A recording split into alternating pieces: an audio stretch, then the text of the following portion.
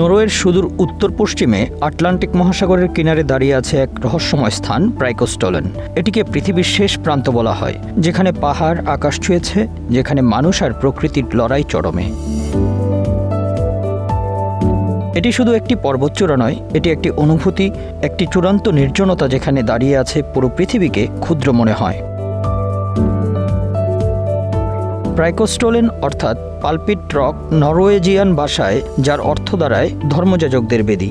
এটি একটি ৬০৪ মিটার উঁচু পাথরের ক্লিফ, যা লিসোফিওরেন নামে পরিচিত এক বিশাল ফিওর্ডের উপর একেবারে খাড়া হয়ে দাঁড়িয়ে আছে। প্রতি বছর লক্ষ লক্ষ পর্যটক, অ্যাডভেঞ্চার প্রেমী এবং প্রকৃতিপ্রেমী এখানে ছুটে আসেন, কেউ ফটোগ্রাফির জন্য, কেউ জীবনের সীমা ছুঁয়ে দেখার জন্য। প্রাইকোস্টোলেন অবস্থিত নরওয়ের রিফলিংকে অঞ্চলে। এটি স্টাভাঙ্গার শহর থেকে প্রায় ২৫ কিলোমিটার দূরে। প্রায় ১০,০০০ বছর আগে শেষ বরফ যুগের সময় বিশাল গ্লেসিয়ারের ধাক্কায় এই গগনচুম্বী ক্লিফটি তৈরি হয়।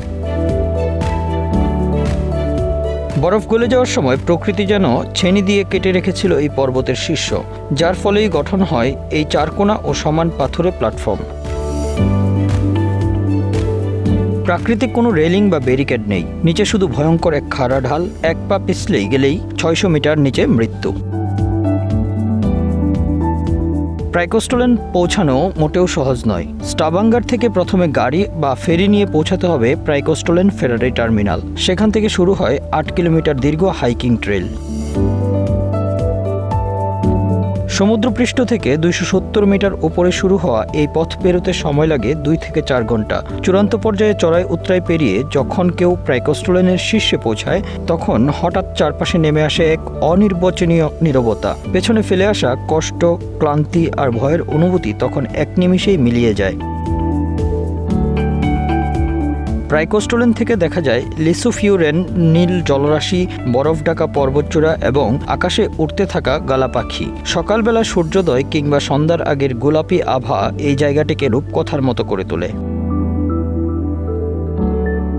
কেউ কেউ এখানে বসেই ধ্যান করেন, কেউ হাঁটু গেড়ে প্রস্তাব দেন ভালোবাসার মানুষকে, আবার অনেকে এখানে এসেই নিজের ভেতরের ভয় কাটিয়ে ওঠেন। যদিও এটি পর্যটকদের জন্য উন্মুক্ত, কিন্তু প্রাইকোস্টোলেনে নেই কোনো সুরক্ষা বেষ্টনী।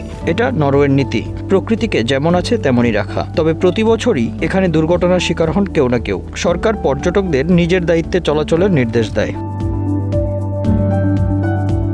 কিছু দর্শনার্থী অসতর্কভাবে রেলিং ছাড়া এই ক্লিফের কিনারে গিয়ে ছবি তুলতে গিয়ে প্রাণ হারিয়েছেন। তবুও এই বিপদের মাঝে মানুষ ছুটে যায় পৃথিবীর এই প্রান্তে।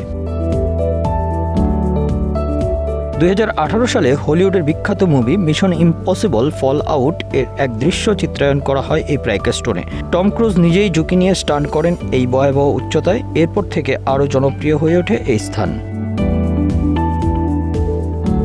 Bangla affairs news desk.